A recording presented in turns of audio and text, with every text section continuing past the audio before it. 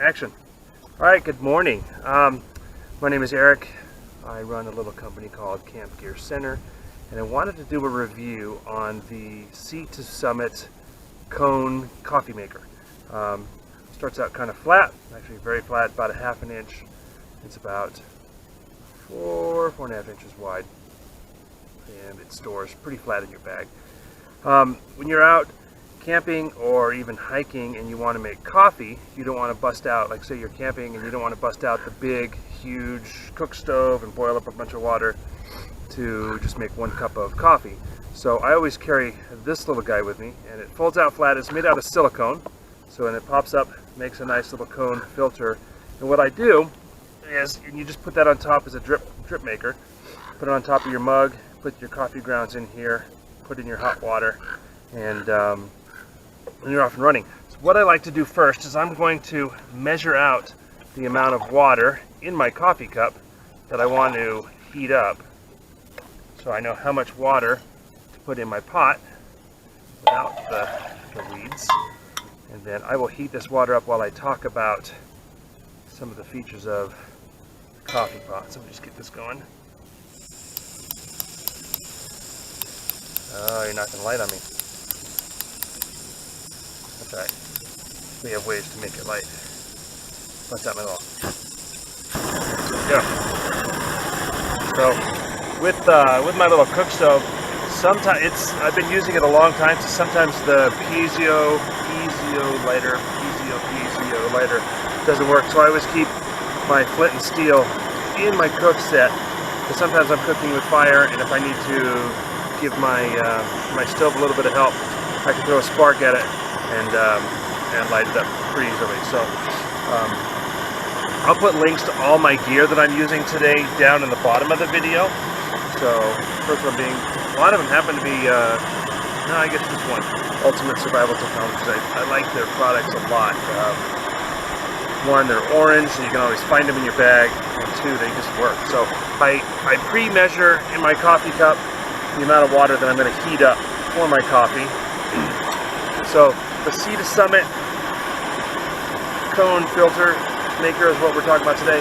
So it's got a little stainless steel screen in the bottom here. I'm going to bring it closer to the camera so that you can see it. But what happens is you put in your coffee grounds, okay, and then you pour the water over it on top of your cup, like so, and the water filters through. So I brought some coffee grounds with me to put in there. Now normally I don't carry coffee grounds in a little plastic container like this.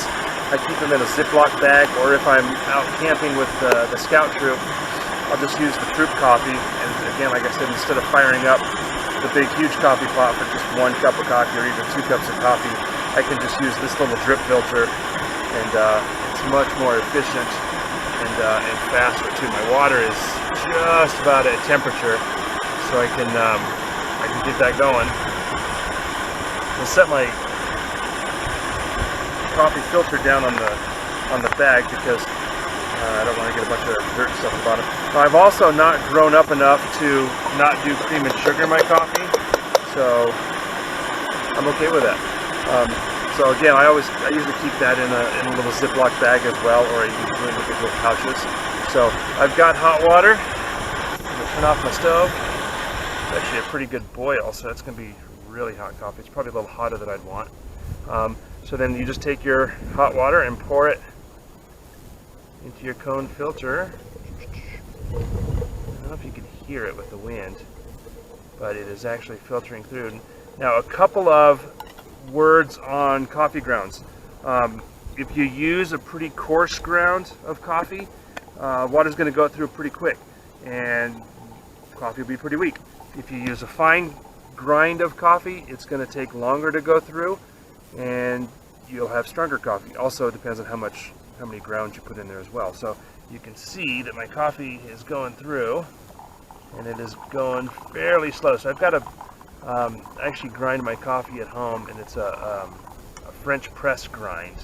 So I find that to work pretty much perfectly as far as consistency with how slowly it takes or how quickly it takes, and then you get a pretty decent brew of coffee as well. So I'm going to bring this a little bit closer to the camera so you can see what's going on here. So it's just kind of going through, doing its thing.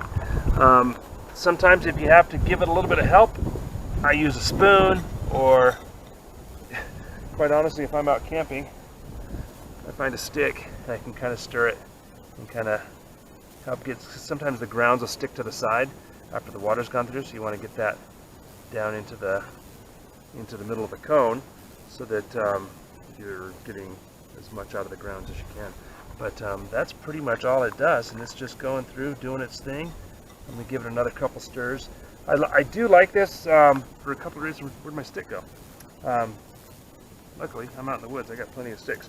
I do like this for a few reasons. One, it is nice and lightweight, and you can make just one, like I said, just one cup of coffee at a time. And it's really easy to clean. As soon as I'm done with this cup, I know what happened to my stick. I keep tossing it off. But as soon as it's done with its coffee brewing, dump that out. So you can actually pop out this screen in the bottom. There you go. Screen comes out, and you can rinse it out. You can heat up some more hot water, give this a good rinse, let it dry, and again, it's silicone, so it'll dry pretty quick, and then you're off and running. So there is coffee on the go, and it's hot and it's good. So that is the C2 Summit cone coffee maker.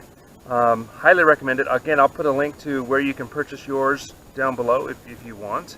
One of the things too is that when this does collapse down, and I'm not going to collapse it all the way down because it's all messy, it'll actually store, because of the size, it'll actually store inside my cook set, and that's where I keep it. So if I'm out hiking and camping, I've always got coffee ready to go, and I can make it anytime and don't have to make a big old pot of it. So please, if you like the video, give it a like down below, hit subscribe to my channel. I'm doing more and more gear reviews, even throwing in some mountain biking videos, which are a lot of fun to not only to make, but I kind of find them fun to watch too. So please give me a like and a subscribe down below, and if you have any questions or things you'd like to see me review in the future, please let me know. Thanks for watching.